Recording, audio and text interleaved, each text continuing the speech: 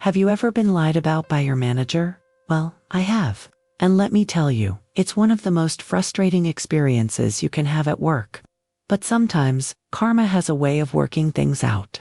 If you stick around, I'll tell you exactly how I turned the tables on my manipulative boss who tried to throw me under the bus.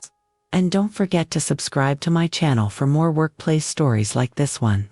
It all started about 8 months ago when I joined Horizon Technologies, a mid-sized software company in Seattle. I was thrilled to land the position as a project coordinator after months of job hunting.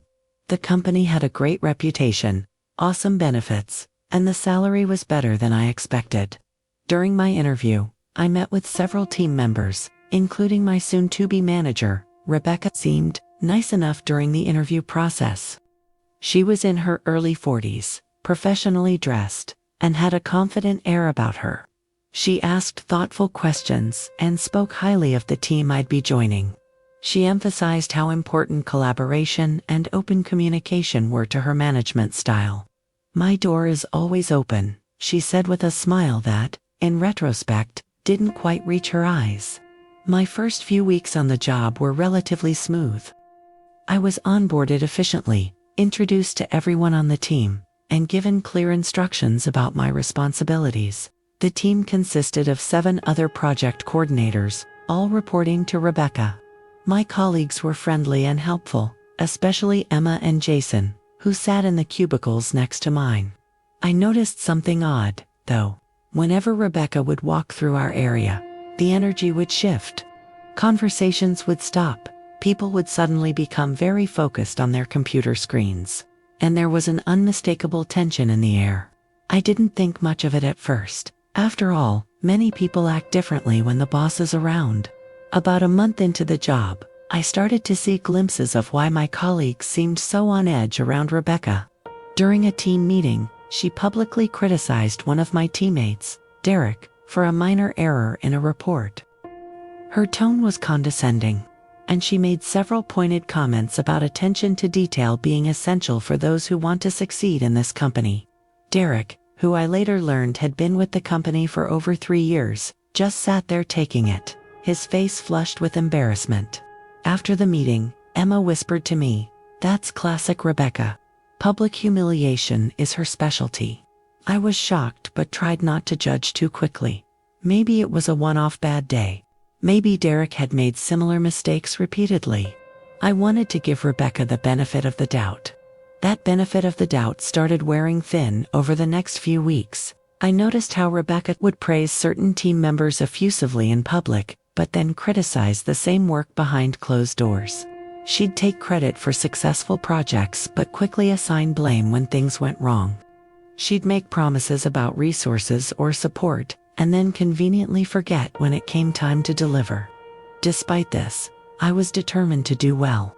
I worked hard, stayed late when needed, and made sure my projects were completed on time and up to standard. Rebecca seemed pleased with my work, often telling me I was catching on quickly, and that she was impressed with my initiative. Then came the Thornton project. This was a major client for our company, and Rebecca assigned me to coordinate their software implementation. It was a big vote of confidence, and I was excited to prove myself. The project had a tight deadline, just 6 weeks to complete what would normally take 10. Rebecca assured me she'd provide additional resources to help meet the aggressive timeline. "I'll make sure you have everything you need to succeed," she promised during our one-on-one meeting. "Just keep me updated on your progress, and we'll adjust as necessary." I dove into the project head first. I created detailed timelines, coordinated with the development team, and set up regular check-ins with the client. Everything was going smoothly for the first couple of weeks, though it was clear the timeline was going to be tight. During our 3rd week, I realized we needed additional developer hours to stay on track. As instructed, I messaged Rebecca through our company's chat system to request the additional resources she had promised. Me: "Hi Rebecca, the Thornton project is progressing well, but we're falling a bit behind on the customization phase. Can we discuss allocating another developer for about 15 hours next week, as you mentioned might be possible?" "Rebecca, I never said we'd have extra developer resources. You need to figure out how to make this work with what you have. The budget is fixed. I was confused. I distinctly remembered her promising additional support, but I didn't want to come across as argumentative. I understand budget concerns.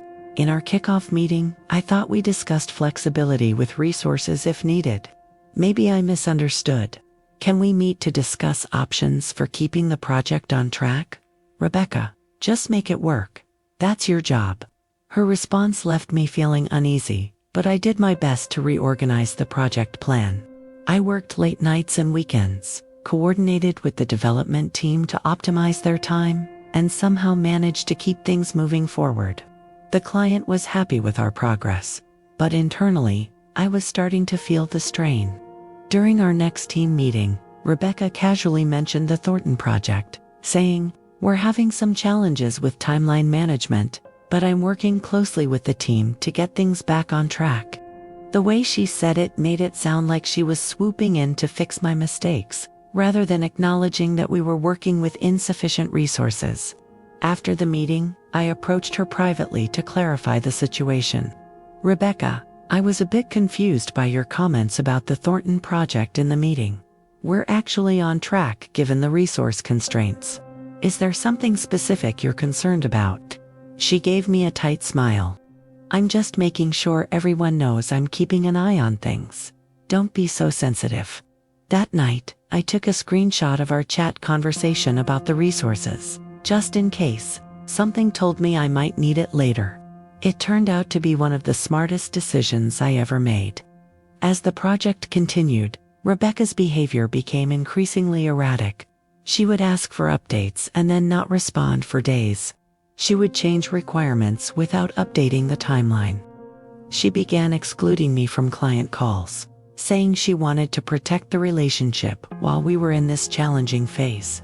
Despite all this, through sheer determination and many late nights, the team and I managed to bring the Thornton project to completion only 2 days past the original deadline, which was still considered a huge success given the scope and original timeline. The client was thrilled with the results and sent an email to our department head praising our work. I thought this would be a moment of celebration, a chance for the whole team to be recognized for pulling off what seemed impossible. Instead, it became the beginning of my nightmare. The day after the client's email, Rebecca called me into her office. Her expression was serious as she closed the door behind me. "We need to talk about your performance on the Thornton project," she said, her voice stern. I was genuinely confused. "Is there a problem?" "The client seems very happy with the outcome." "The client doesn't see what happens behind the scenes," she replied. "Your poor planning and resistance to feedback caused significant issues throughout this project. You consistently refused additional resources when offered, and failed to communicate effectively about timeline challenges." I felt like I'd been punched in the stomach. This was the complete opposite of what had actually happened. I tried to defend myself, but Rebecca held up her hand. "I've already discussed this with HR. This isn't just my observation. Multiple team members have expressed concerns about working with you." That was the moment I realized Rebecca wasn't just difficult, she was deliberately setting me up to take a fall. She was creating a paper trail to either force me out or at least ensure I wouldn't get credit for the project's success. "I'd like to know which team members have complained," I said, trying to keep my voice steady. "And I'd like to see specific examples of these issues you're mentioning." "That's confidential," she snapped. "This isn't a debate. I'm giving you feedback to help you improve." As I left her office, my mind was racing. I knew I needed to protect myself, but I wasn't sure how. I couldn't believe she was outright lying about offering resources when she had explicitly denied them in our chat logs. That evening, I received an email from HR requesting a meeting the following morning to discuss some concerns about your performance on the recent Thornton project. My heart sank. Rebecca was moving fast to establish her narrative. I barely slept that night. I reviewed all my project notes, emails, and chat logs. I organized everything chronologically, highlighting the instances where I had requested support and Rebecca had denied it. I also gathered emails from team members and the client that painted a very different picture than the one Rebecca was creating. When I walked into the HR meeting the next morning, I was nervous but prepared. The HR representative, Michael, was someone I hadn't interacted with much before. He had a serious expression as he gestured for me to take a seat. "Thank you for coming in," he began. "I wanted to discuss some concerns that Rebecca has brought to my attention regarding your work on the Thornton project." I nodded, letting him continue. "According to Rebecca, you consistently refused offered resources, failed to communicate project challenges, and demonstrated poor planning throughout the project lifecycle. She's provided quite detailed feedback on these issues." I took a deep breath. "I appreciate you bringing this to my attention, Michael. However, I'm concerned that there's been a significant misrepresentation of what actually occurred during this project." Michael raised an eyebrow. "Can you elaborate?" "I believe I can best explain by showing you the actual communications between Rebecca and myself throughout the project," I said, opening my laptop. "I've compiled a timeline of our interactions, including chat logs, emails, and meeting notes." I started by showing him the initial project assignment, including Rebecca's promise of additional resources if needed. Then I showed him the chat logs where I had explicitly requested those resources and Rebecca had denied them, contradicting her claim that I had refused help. Michael's expression changed as he reviewed the evidence. He scrolled through the documents slowly, occasionally making notes. "This is concerning," he said finally. "This contradicts much of what Rebecca reported." "There's more," I said, showing him emails from team members thanking me for my leadership on the project, as well as the client's glowing feedback. Rebecca also claimed that multiple team members had expressed concerns about working with me. As you can see from these communications, that doesn't appear to be the case. Michael looked increasingly uncomfortable. "I appreciate you bringing this to my attention. This is clearly a situation that requires further investigation." "I understand," I said. "I want to be clear that I'm not here to cause problems. I love working for this company, and I was proud of what we accomplished with the Thornton project, despite the challenges. I'm simply concerned about the accuracy of the performance assessment I'm receiving." Michael nodded. "I'll need to review all of this in detail and have some additional conversations. Can you send me these documents?" I had already prepared a folder with everything organized. "Of course. I can email it to you right now." As I left the HR office, I felt a mix of emotions. I was relieved to have presented my side of the story, but also anxious about the potential fallout. Would Rebecca retaliate once she found out I had contradicted her version of events? Would HR actually take my evidence seriously? Or would they side with a manager over a relatively new employee? The next few days were tense. Rebecca was noticeably cold toward me, but she didn't mention our HR meeting.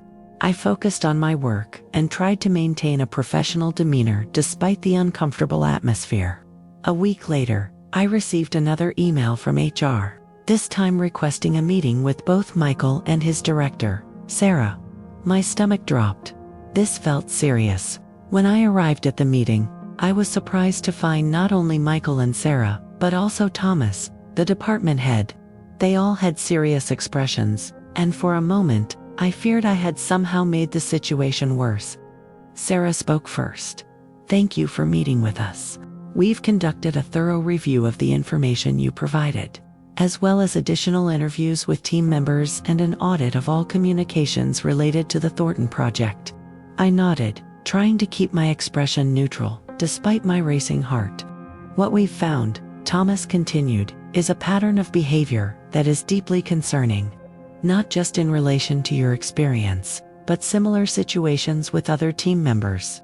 Michael added, "Your documentation was extremely helpful in bringing these issues to light. The chat logs in particular provided clear evidence that contradicted the narrative we had been given." I felt a wave of relief wash over me. They had taken my concerns seriously. "We want to assure you that this company values honesty, integrity, and fair treatment of all employees," Sarah said. "The behavior you experienced is not in line with our values or policies." "What happens now?" I asked. "We can't discuss specific personnel actions," Thomas replied, "but I want you to know that we're taking appropriate steps to address the situation. In the meantime, we'll be making some changes to the team structure." 2 days later, an email went out to the entire department announcing a reorganization. Rebecca would be moving to a different division with no direct reports, and Thomas would be temporarily overseeing our team until a new manager could be appointed. The atmosphere in the office changed almost immediately. People seemed more relaxed, more willing to speak up in meetings, and generally happier. Several colleagues privately thanked me, hinting that they knew I had played a role in the changes. Emma was more direct. "We all knew what Rebecca was doing, but no one had the guts or the evidence to stand up to her. Thank you for being brave enough to say something." It turned out that Rebecca had a long history of taking credit for her team's successes while blaming them for any failures. She would play favorites, manipulate situations, and create false narratives about performance issues when she felt threatened by competent team members. Several people had left the company because of her, but no one had successfully challenged her version of events before. 3 months later, we got a new manager, David, who was everything Rebecca wasn't: transparent, supportive, and genuine in his desire to see the team succeed. Under his leadership, our productivity increased, and the turnover rate dropped to nearly zero. As for me, I received a formal commendation for my work on the Thornton project and was promoted to senior project coordinator 6 months later. The client specifically requested to work with me on their next implementation project, which became another success story for our team. Looking back on this experience, I learned several valuable lessons. First, trust your instincts. If something feels wrong in your workplace, it probably is. Don't ignore red flags or make excuses for inappropriate behavior. Second, document everything. Those chat logs saved my career at that company. Without concrete evidence, it would have been my word against Rebecca's, and as a newer employee, I might not have been believed. Third, present your case professionally. Despite how angry and hurt I felt, I approached HR with facts rather than emotions. I didn't call Rebecca names or make assumptions about her motives. I simply presented the evidence and let it speak for itself. Fourth, companies often know when there's a problem manager, but they need evidence to act. By providing clear documentation, I gave HR and upper management what they needed to address a situation they were probably already concerned about. Finally, standing up for yourself can have wider positive impacts than you might imagine. By addressing Rebecca's behavior, I not only protected my own position but also improved the working environment for my entire team. It's been over a year since that incident, and I'm still with the company, now leading my own projects and mentoring new team members. Rebecca eventually left the organization, and I occasionally hear through the grapevine that she's having similar issues in her new workplace. I sometimes wonder if I should have spoken up sooner, but I'm proud that I found the courage to stand up for myself when it mattered. It's not easy to challenge someone in a position of power, especially when they're deliberately misrepresenting your work. But having the receipts, those chat logs that clearly contradicted her claims, made all the difference. If you're facing a similar situation, remember that the truth has power, especially when you have evidence to back it up. Document everything, know your worth, and don't be afraid to stand up for yourself professionally. Thank you for listening to my story.